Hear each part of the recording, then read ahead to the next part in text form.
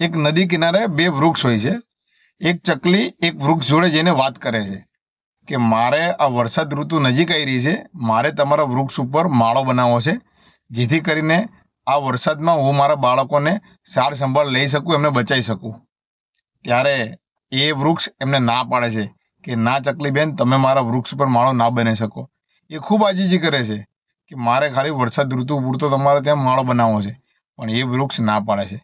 સામે બીજું વૃક્ષ હોય છે, એને જઈને ચકલી આ જ વાત કરે છે, ત્યારે એ વૃક્ષ ચકલીને હા પાડે છે કે વાંધો નહીં ચકલી બેન, તમે મારા વૃક્ષ ઉપર માળો બનાવી શકો છો. બને છે એવું વરસાદની ઋતુમાં વરસાદ ખૂબ પડે છે અને એ વરસાદના લીધે નદીમાં પૂર આવે છે.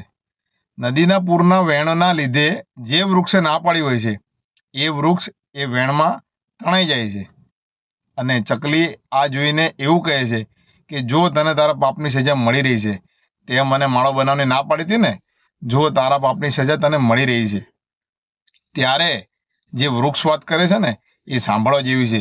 જે વૃક્ષ તણાઈ રહ્યું છે એ ચકલીને એવું કહે છે કે ચકલી બેન, તમારે સમજ શક્તિમાં ફેર છે. મેં તમને ના એટલે પાડી હતી કેમ કે હું વૃદ્ધ થઈ ગયો તો મને ખબર હતી કે મારા મૂળ હવે નબળા પડી ગયા છે. હવે જો વરસાદ વધારે પડશે ને વેણ જો નદીમાં આવશે તો એમાં હું ડૂબી જઈશ, મને આવી ખબર હતી. અને મારો સ્વભાવ એવો છે કે હું ભલે ડૂબું પણ મારી સાથે કોઈ બીજું ના ડૂબવું જોઈએ. એના લીધે ચકલી બેન, મેં તમને ના પાડી હતી કે તમારા બચ્ચા બીજા વૃક્ષ ઉપર સંભાળ લઈ શકે, પણ મારા વૃક્ષ ઉપર એ સચવાઈ શકે એમ નહોતા. આ વાત સાંભળીને ચકલીને રોવું આવી જાય છે.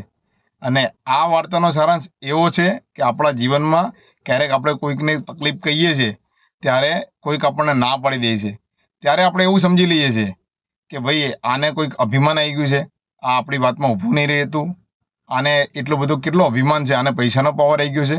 પણ ઘણીવાર એની ના આપણા હિત માટે હોય છે. એટલે હંમેશા બીજાના પોઈન્ટ ઓફ વ્યૂ આપણે જોવાની શરૂઆત કરવી જોઈએ અને હંમેશા જોતું રહેવું જોઈએ.